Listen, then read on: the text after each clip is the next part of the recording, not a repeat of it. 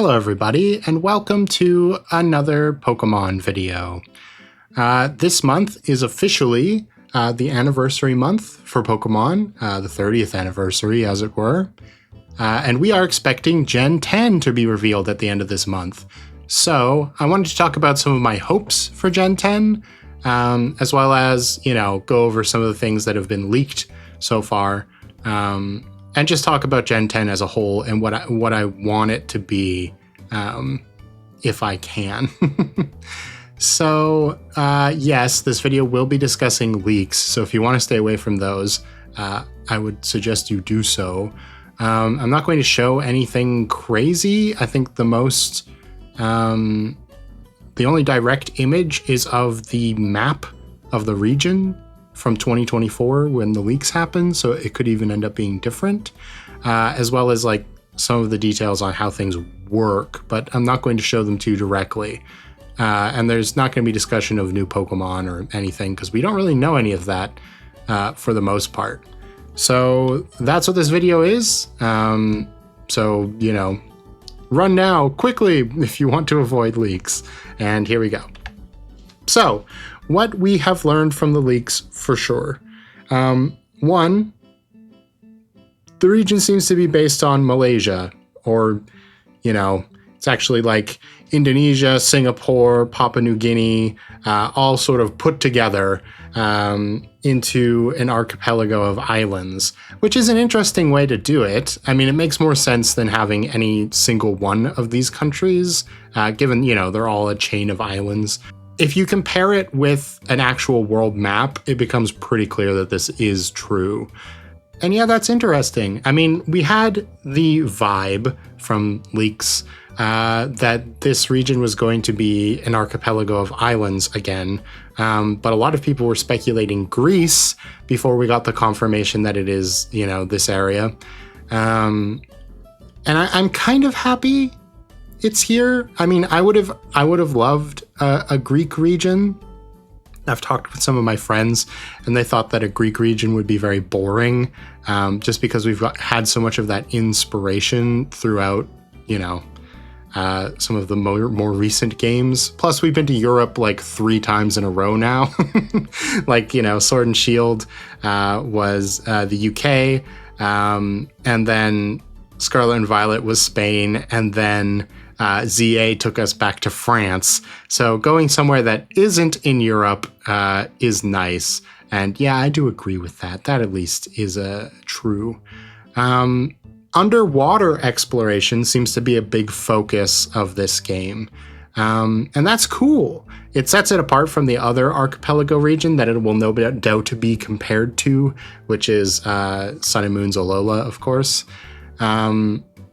Because Alola didn't have underwater exploration, of course. So focusing on that will make it feel different. And I'm kind of excited to see what they do because it's been such a long time since they've done it in a Pokemon game. And there's some real potential with the Switch 2's hardware to actually make these areas look really cool.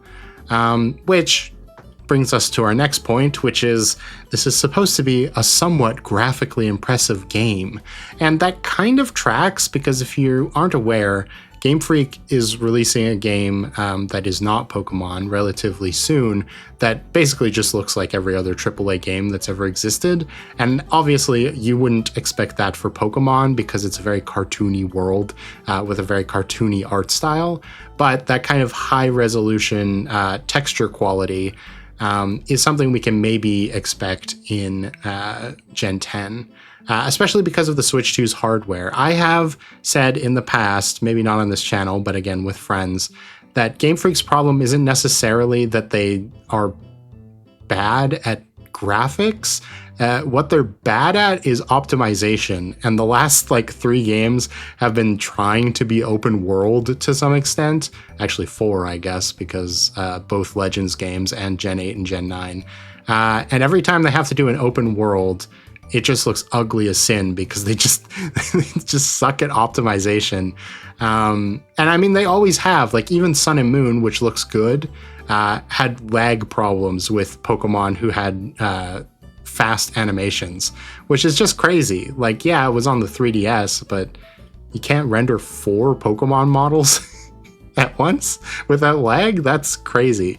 So, I feel like there could still be like frame drops and stuff, even if the game does look good, just because I think Game Freak kind of just sucks at optimization. It's one of their weak points. But they have had more time to work on this than usual, even though, it might not have been spent that effectively, given they're probably in the pipeline for the next game already.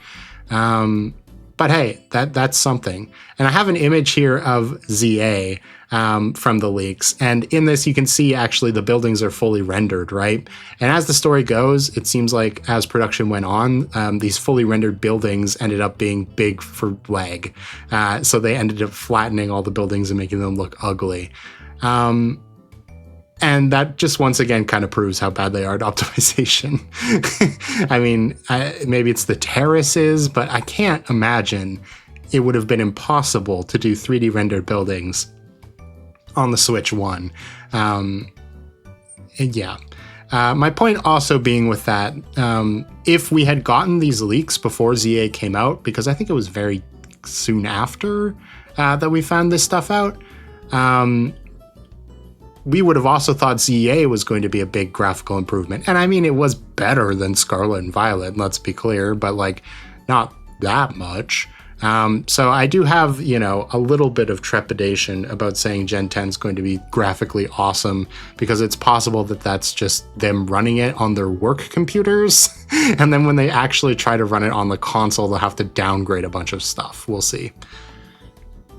Pokemon Champions is confirmed to be the next competitive format game, which means that Gen 10 doesn't necessarily have to specifically, accommodate the competitive format. So I'm sure its battle gimmick, because its battle gimmick has already been teased to be coming to Pokemon Champions, will in fact be fairly competitively conceptualized, but the actual gameplay of the game doesn't have to be restrained necessarily by traditional Pokemon battles, right? Pokemon Legends has always been so far, there's only 2 games, but still, it's been the sort of testing ground for new ideas, which is why I like it so much. But ZA showed off a lot of, it showed off real-time battles, as well as a lot of like overworld stuff with like the raid battles and all of that, which didn't really make it into Scarlet and Violet. I would not be surprised if it did make it into this game. Maybe not the real-time battles, but definitely the overworld like raid battles. It feels like that's what the Titans were supposed to be in Scarlet and Violet, and it just didn't get there in time. I feel like we're going to have that in Gen 10. So that's what we know for sure that I wanted to talk about. There's more, but like, it's not that interesting. You know what I mean? Like, it's a character model, and it's like, we don't know who this character is. So yay. And there's some details I'd rather not share, because I'd rather them to be a surprise. So let's get into my hopium for what Gen 10 could be. So first off, I gotta talk about this because this is the most important thing with Pokemon. The Pokemon. In Gen 7 and 8, the Pokemon designs were very layered.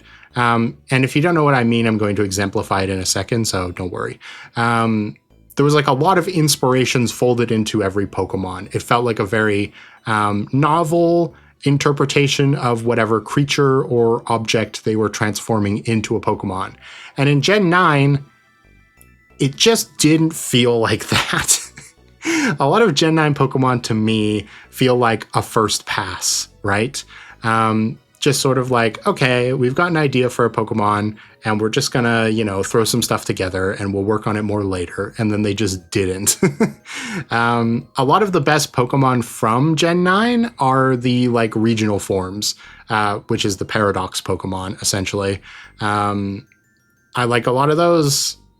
I don't like a lot of the other regular Pokemon that look very bland. And I'm going to exemplify this by looking at the regional birds, which is Toucannon, Corviknight, and Kilowattrel. I mean, It'd be even worse if I considered Squawkabilly as the regional bird, but it doesn't evolve, so that doesn't feel fair. At least Kilowattrel evolves. So let's discuss their inspirations, right?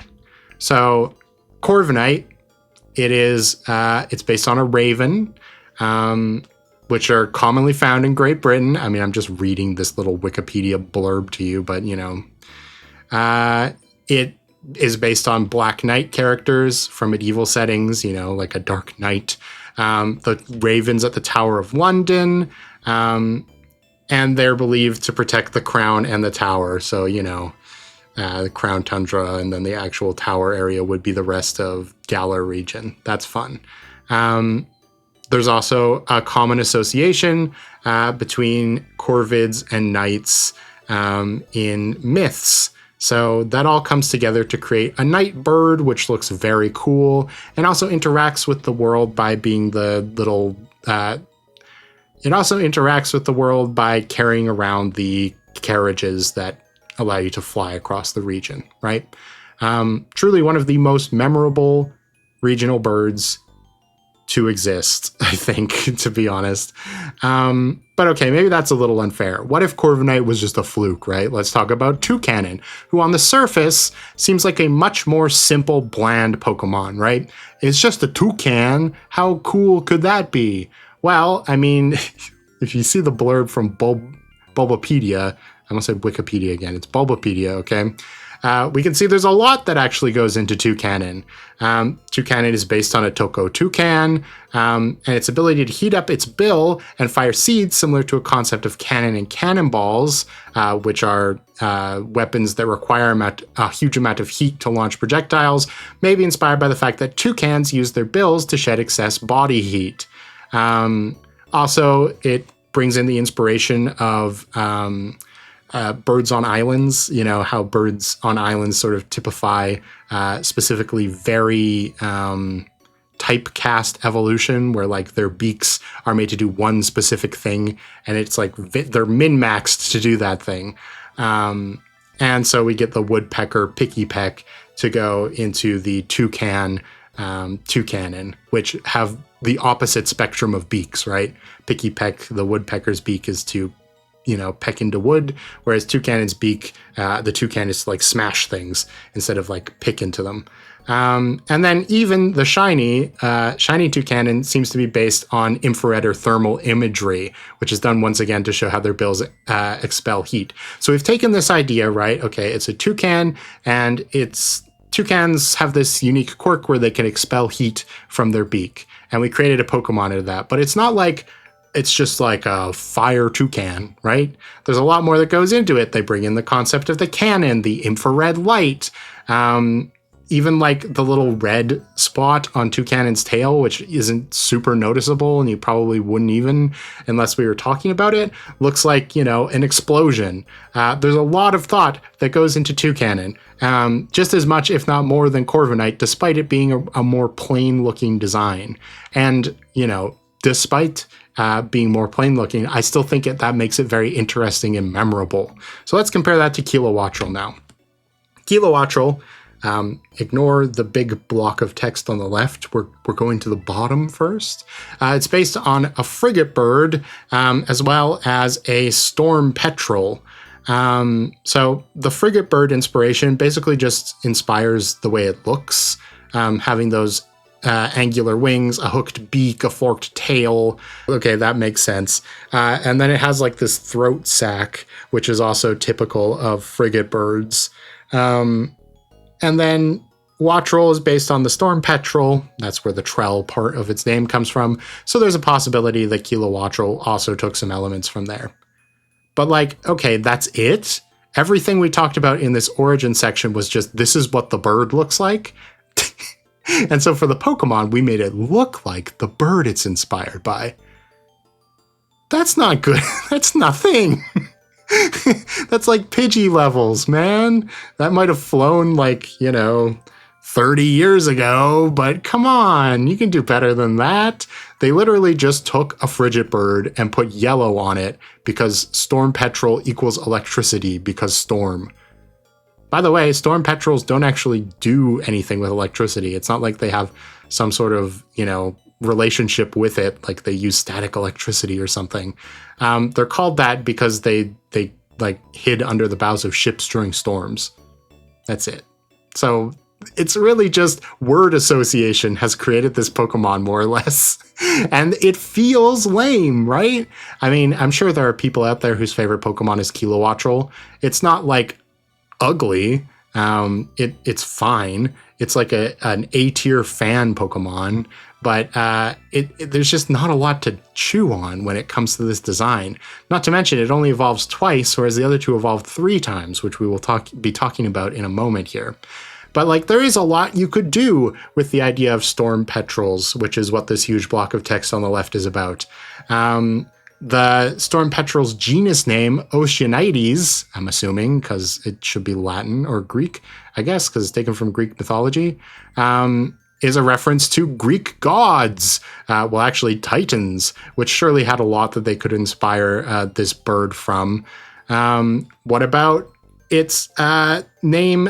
Petrel comes from Peter because of the ability of Peter to walk on water. And this is because the Storm Petrel patters its feet on the water as it forages. Nothing about that. Okay. And then the Storm Petrel is one of the widest ranging of all the seabirds. It breeds as far south as Antarctica, but regularly travels to all of the world's oceans except the North Pacific and Arctic. So like we could have had like a sea explorer inspiration or something like that, or even like a marathon runner or something, right? Like the idea that it travels all over the world seems like that could easily fold in some sort of inspiration for the Pokemon design. But instead we just get a bird with yellow on it, and it feels very lame. So my hope would be for Generation 10 that we return to this more thought through Pokemon design, and we have less of like, here's an animal, because this isn't the only one either. This is just the example I wanted to use because I feel like it's the most easy to understand. 3 birds, they're all regional birds, they fill the same role. But like, think about Spidops. Spidops is a spider, and it's supposed to be like a secret or a covert ops soldier, kind of. Other than like the face, which kind of looks like night vision goggles, it doesn't really get that idea across very well, right? Or what about Palafin? Palafin's just like a dolphin with designs on it. It's got nothing else going on. And don't even get me started on Flamigo, okay? This is the first generation of Pokemon that I've kind of been ice cold on immediately. I've kind of soured on certain Pokemon over time. Specifically, I'm talking about Gen 2, because a lot of those Pokemon don't do anything in terms of like battle capability or even memorable moments. There isn't much for Gen 2. And I feel like Gen 9 is going to be the same thing, and it's sad, you know? Yeah, it feels like we're already waiting for the revisit to Gen 9 in the future in order to fix a lot of these things, which I'm not a huge fan of. Obviously, there are some Gen 9 Pokemon that are cool. I mentioned the Paradox forms before, but like Goldango is very memorable, but it's also a meme, right? Which is something I had on this original slide. A lot of the designs are either simple or they're like a joke, and that's what makes them memorable, like the Dunsparce or Goldango. So that's not great, in my opinion. All right. 3-stage evolution lines have been in decline. Yes and no. So I have the numbers on the left of the slide here of how many 3-stage evolution lines exist in every generation. Gen 1 introduced 12 and Gen 5 introduced 13. So Gen 5 wins again, woohoo. But the reason for that is because both Gen 1 and Gen 5 were the start of something. Gen 5 was like a soft reboot, right? Every Pokemon in the original Gen 5 games was a Gen 5 Pokemon, so they couldn't bring in old Pokemon to fill some roles. They had to create entirely new ones. And just because Gen 1 and Gen 5 have the most doesn't mean they're the highest quality either, right? There's a lot of 3-stage evolution lines in Gen 5 where the middle stage is just, it's bigger. Like I'm thinking about Vanillish for a specific example. And that's true of Gen 1 too. Like Charmeleon, there's not a lot going on there compared to Charmander. It feels like a perfect middle ground between Charmander and Charizard, but that's not really what you want, right? You want the middle stage to feel a little distinct, at least. Okay, who are the next best so far? Well, shockingly, after Gen 3, which was also a pseudo-soft reboot, right? After Gen 2, they didn't want to have connectivity with the older games anymore. They wanted to do something fresh, which is why Ash in the anime leaves all his Kanto and Johto Pokemon behind when he enters Gen 3. So, okay, that kind of makes sense. They would have the most there. And then we've got like Gen 8 and Gen 6, which is crazy because Gen 6's dex is so small. I should also mention this is not counting starter Pokemon, because what's the point? Every starter Pokemon is a three-stage evolution line. It doesn't really prove anything. Gen 8, I ragged on Gen 8 for not having that many three-stage evolution lines, and it turns out it's actually like the 4th best ever. And then, of course, there's Gen 6. So what's the reason for that? Why are Gen 7, Gen 9, Gen 4, and Gen 2 so light on new three-stage evolution lines? Well, Gen 2, Gen 4, and Gen 9 all introduced new evolutions for old Pokemon, right? So instead of having completely new three-stage evolution lines, we had an old Pokemon becoming a three-stage evolution line, which, to be fair, that didn't really happen in Gen 9. Most of them were like new 2-stage evolution lines, but there were a couple, Annihilate and why am I forgetting the name of King Gambit? But okay, then why does Gen 7 have only 4? Because like Gen 7 didn't introduce new evolutions of old Pokemon. No, but it had a gimmick instead, which was Ultra Beasts, which took up a huge amount of the Pokedex. So that also kind of makes sense why there would be less three-stage evolution lines. Gen 9 also did this, by the way. It also had a bunch of these Pokemon at the end of the decks, which were like these special forms. And as much as I love the Ultra Beasts and the Paradox Pokemon, please don't do it again. Gen 1 had 12 new three-stage evolution lines. Gen 5 had 13. That's a 1 to 5. Oh, okay, a gap of 5. Maybe 5 to 10, maybe 10 could do that again. The reason why I'm obsessing over three-stage evolution lines is because it's what makes a Pokemon really memorable. Sometimes. Obviously, there's a lot of cases where Pokemon just has a really cool design or is really powerful, and that makes them memorable.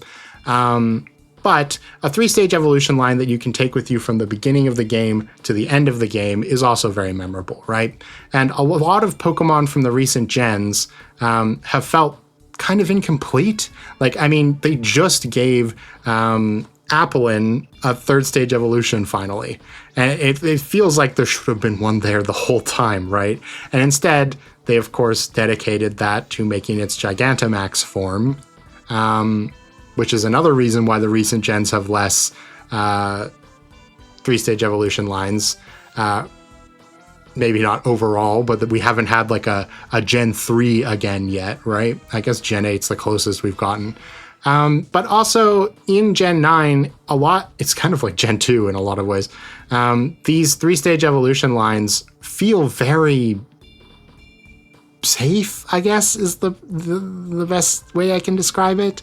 Like, okay, we've all heard the criticisms of Pawmot, right? Where like Pawmi, Pawmo, and Pawmot, it's a lot like that Charmander, Charmeleon, Charizard thing I was mentioning earlier, but if Charizard was also just a lizard with no wings, it was just a bigger one, right? Like it legitimately just becomes a bigger orange rat. It's not super inspiring. Even Tinkaton, which is a Pokemon that is beloved, and I understand why, it's a very cool design. I like it too. Tinkatink to the middle one that I always forget the name of, and then Tinkaton, really not a huge amount of difference there either, right? Not a lot changes, and that's fine. Tinkaton's kind of a gimmick Pokemon. Garganacl, Well, its original form is like a stone mushroom, and then it becomes like a stone dog, and then a stone man. And I guess there is enough change there where it feels different, but they're like square the whole way. It's probably the best one of this bunch in terms of like feeling different between its evolution lines. And then Arboliva, which is like probably the most basic idea of a grass type Pokemon you could possibly come up with. Themed around olives, right? Oh, it starts as an olive, which is basically the seed, right? And then it turns into like a little sprout, and then it becomes a tree with olives on it. It's like, okay. Oh, and it even has like feminine traits. Never seen that before. I want something new that feels cool. Some new 3-stage evolution line that'll be really memorable. And we just haven't had that for a while. So I'm hoping that Gen 10 will follow the trend of Gen 1 and Gen 5 and give us something crazy. Because I'm hoping for less returning Pokemon in Gen 10. Boo. Yeah, I know. You guys all like your returning Pokemon, okay? I'm a freak who likes it when the new gen has mostly new gen Pokemon in it. And you have to play with the new ones, okay? That's why I like Gen 5 so much. But this is for a reason, okay? It's not just because I think it's fun. It's because I want them to have the opportunity to improve some of the models that have been the exact same since Gen 6, just with new textures. Like, I have on the screen here Mewtwo. Look at how much Mewtwo changed between its two models. And the new one, despite like being a little off-putting at first, is definitely better, right? Like maybe the posing is a little off, but like look at the detail compared to the original, where most of the detail is implied through lines on the texture. I want this for more Pokemon. So include less old Pokemon, but for all the old Pokemon you're bringing back, give them a model update, please. It's very awkward because they did the Kanto starters, but only their final stages. So it's very awkward to see their middle stage, which still is like a blobby Gen 6 model that transitioned into this like sharper, cleaner, more detailed model. So like, I really want them to do this because it's time. These models are old, they're ugly. Part of the whole like, let's make the graphics better is replacing these old ugly models, right? The reason I have Pikachu from Pokemon Origins here is because, this is the other thing from the leaks, we've already seen that they are doing this for Gen 10, at least for Pikachu. And it looks sort of vaguely like the one from Origins. So that's, how I'm choosing to interpret this. So I hope it's not just an isolated case of like a handful of more super popular Pokemon, like they redo Pikachu, Lucario, Greninja's models and call it a day. Like, I want a big refresh where it's like, oh, it feels good to catch these old Pokemon again because they look cool. In the old gens, when we were doing sprites, right, they did new sprites every generation. So there was something exciting every time you saw Magikarp, even though Magikarp's like the most overplayed Pokemon ever. At least it would have a new sprite and you'd be like, oh, that's cool. I want that feeling again, even though obviously it'll be like a once in a while thing instead of like every game they're going to change the models. Okay. Another thing I really want them to do is pick a damn lane, okay? Gen 8 and 9 were basically fence-sitting on whether they wanted to be a traditional Pokemon game or a open-world experience, right? And that led to problems from both sides. If you wanted a more traditional Pokemon game, Scarlet and Violet, it's probably not what you wanted, right? The fact that, you know, you just kind of like wander around from place to place. There's not a lot of set pieces. This was something a lot of people complained about with Gen 8 specifically, right? Is that the region just feels empty. There's nothing going on. And while, okay, that's because they spent all their time developing this open world area and like a few towns, and then they called it a day. The same is true for Scarlet and Violet, even though people don't mention that as much. The open world does still feel pretty empty.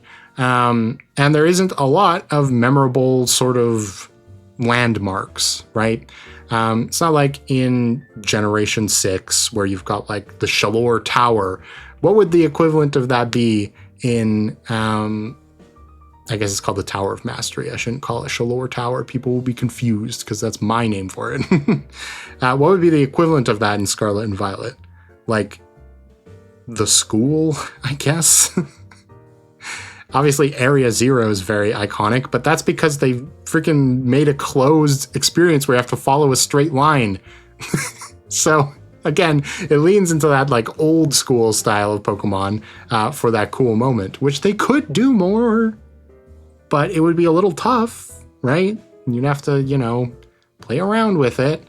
And then from the other side, if you were looking for an open world experience, Scarlet and Violet didn't really give you that. It wasn't a true open world experience, right?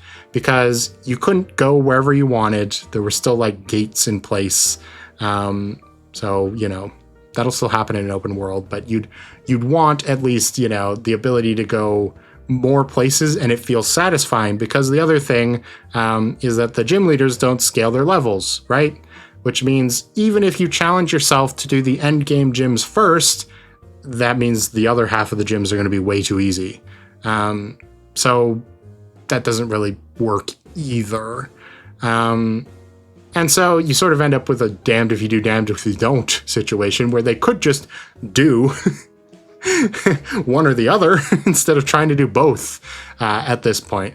And from what I've seen from the leaks, I feel like they're committing to the open world experience for Gen 10, which does make me a little sad. Because like I doubt we're going to get a linear experience from the next Legends game, right? So it's kind of like when 2D Mario just like stopped existing after Mario 64 for a while until they brought it back. It's like I missed 2D Pokemon, quote unquote, where like we had a more linear story-driven experience instead of just like, here's a big field, have fun. But at least with the Archipelago game style, each area can feel distinct, right? So that's something. But they still have to level scale the gym leaders, and I really want them to give us something to do in the overworld other than just catch Pokemon and collect resources. Like smashing those gemstones in Legends Arceus, or like picking up items off the ground. Give us like a little mini game to do at the very least, like some sort of traversal mini game. Like, I don't know, some of the trials in Tears of the Kingdom would kind of make sense for a Pokemon open world game, you know, like the gliding one where you have to go through the rings, or like a race or something, you know, just commit to the open world style if you're going to do it, is what I'm saying. This is a little personal, but I want an actual shiny hunting method, please.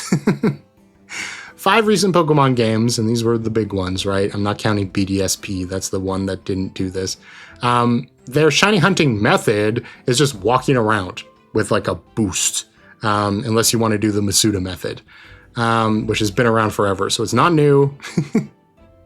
I want something actually to do, you know? I have a little tier list here of the shiny hunting methods. And at the top, I have Hordes, Chain Fishing, the Poke Radar, and that thing from Oraz. I don't... Poke Scan or something like that, which is basically just Poke Radar, but a little different. These keep your attention. They make you actually have to, like, do something to get a shiny Pokemon. And in OK tier, I have the Shiny Charm because, like, I'm never going to say no to the Shiny Charm, obviously. Should always be an option. The Wormholes from Sun and Moon, the Friend Safari, the Dynamax Adventures, and the Adrenaline Orb Call for Help system from Sun and Moon. At least you have to do something for these, right? With the Friend Safari, you have to walk around and encounter things. With the Dynamax Adventures, you at least have to like sort of pay attention to the route you're taking. And then with the Adrenaline Orb system, there's got to be a better name for that, but I'm blanking on it at the moment. You sort of have to manage your resources. Like you probably like have a harvest Pokemon with a Lepa Berry to, you know, increase your PP. And you have to make sure you're knocking out the right Pokemon so it doesn't run out of PP. I guess that's something. And then with the wormholes, you play a little mini game. The problem with these is like the thing you're doing is kind of boring. Right? It's not like exciting, which like you could argue chain fishing is also boring, but at least there's like a skill-based thing to it. There's like a little jump of excitement every time the fish is on the line because you have to make sure you don't miss it. And that's the same as well with PokeRadar and the scan. And then the thing with hordes that's fun is the hordes can be different every single time too. So you don't really know what you're going to get. Which is also kind of true of some of the later abilities, but the issue with that is they're just so painfully, you know, bland. And then the real boring ones, these are just the ones where you walk around. Mass outbreaks, I don't like as the default shiny hunting method. It sucks. You just stand there and look at things. Like, come on, give me something to do. The Herba Mystica, so like the sandwiches, probably the lamest one yet. You just like boost your odds by having like making a sandwich. I guess it's a little mini game, but like it's not even while you're shiny hunting. It's before you do it. Catch combo is pretty stupid. You're catching Pokemon over and over. The problem with that one is that it only boosts the next Pokemon's shiny odds. So like you might as well just walk around. Brilliant Pokemon also makes you KO way too many Pokemon. You have to KO like 500 for max odds, and it's only on these brilliant Pokemon. And then the Masuda method, I mean, you're literally just running around hatching eggs. So I want a real shiny hunting method. Give me something unique, memorable, fun, please. I don't think we need an evil team. I think we can give up on the idea of evil teams now, okay? If this game is going to commit to the open world style, which I hope it will, because I don't want another halfway open world game, right? You don't need an evil team. You just don't. Like, in Gen 9, the evil team was basically not like an evil team. They were just like gym leaders too, for the most part. So like do something different. Have there be some sort of, you know, again, mini game or something to do in the open world related to like a third quest. Instead of it being a climax with an evil team leader, just have it be like, oh, we're studying the Pokemon ecology in the area, and there's like Pokemon that are, you know, becoming enraged by whatever thing. And then at the end, you can fight like a scary Pokemon that's the boss of that route of adventures. That's fine. It's like I have in this segment, which I think is fairly well exemplifies what I think is it's perfectly fine for the climax of a Pokemon game to be caused by a natural disaster, a Pokemon, or just a good old champion battle with a compelling rival. There's no need to force a third party into the conflict that's usually more interesting without them, right? So just don't do an evil team. You don't need it. You obviously don't want to, so just don't. And finally, this is the purely like fan bait thing, I guess I would want them to do. It's Generation 10. The last time we had a big tournament that celebrated Pokemon as a series was in Gen 5. So, you know, given it's another anniversary year, let's do another big Pokemon tournament. But instead of it being like all the gym leaders and all the champions, because there's like way too many of them now, and I mean, that's a lot of work. Just do the champions. You don't even have to, like, you know, you can port their models from Masters if you want. I wouldn't really want you to, but you could. I'd be fine with that. as long as we have like a champion tourney. So after we beat the champion of this region, then the champions tourney happens, and we get to meet all the champions from the previous regions, which is more characters than you might think. Like this image here from the anime, which is the Masters 8, is like 8 champion characters from across the anime. Obviously, we wouldn't have Elaine or Ash in the games, but okay, Leon, Cynthia, Steven, Iris, Lance, and Diantha would surely all be there. But like, there's a lot of characters who've held the title of champion who it would make sense to maybe bring back for something like this. So this is like the maximalist version of what this tourney could be. So from left to right, we have Kukui, who's kind of the fill-in for the champion in the Alola region before you actually, have a first champion of the Alola League, which is you as the player. Peony, which is Rose's brother. Apparently he was the champion at one point. He uses Steel-type Pokemon. Alder, who still never had like a actual champion battle. Like you can do it in the post game of Black and White, but you actually fight N basically as the champion in that game. So like, I don't know, it'd be nice to give Alder something to do. Geeta, moving on. Lance, obviously. Iris, obviously. Cynthia, obviously. Leon, obviously. Red, obviously. Diantha, obviously. Steven, obviously. And Wallace. Don't forget about Wallace. He's the champion in Emerald, so you could bring them both back. Nemona is champion rank, but if you're going to bring back, one character from Scarlet and Violet, it should probably be her as a champion. Hao is the champion in Ultra Sun and Moon, and as I mentioned, is basically the champion in the original Black and White. And like, can you imagine how crazy people would go if N came back? Come on. And then of course Blue. And the last person on this slide at the back there with like the league card is Mustard. Mustard was the champion. You could bring Mustard back. He doesn't even have a Pokemon Masters model, which is where I took all of these. Neither does Peony. So like, bring back these characters. It would be great. You can actually do like a Masters 8 thing where you have to prove that you are truly the strongest trainer there ever was with all of these Pokemon trainers and their most powerful teams. And something I think would be very funny that might make people mad, but I think it would be fun, is that obviously the problem with bringing all these trainers back, when one of my points is that I want less returning Pokemon, is like, how are you going to properly produce their teams if you're not going to bring back a whole bunch of old Pokemon? Because like, are we going to nerf their teams? That kind of ruins the fun, right? Well, my idea would be just don't put those Pokemon in the Pokedex. Don't make them obtainable, at least maybe not until DLC or something.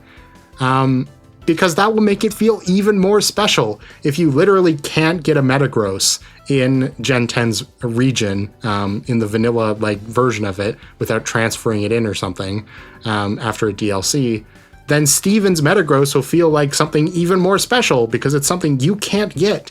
You have to use the Pokemon that you've acquired from this place in order to, face these Pokemon from the older gens. You have to do kind of like the Ash thing where you have to, use the new Pokemon you've got, which again, I'm referencing this. Use the new Pokemon that you've got to beat all these old rivals.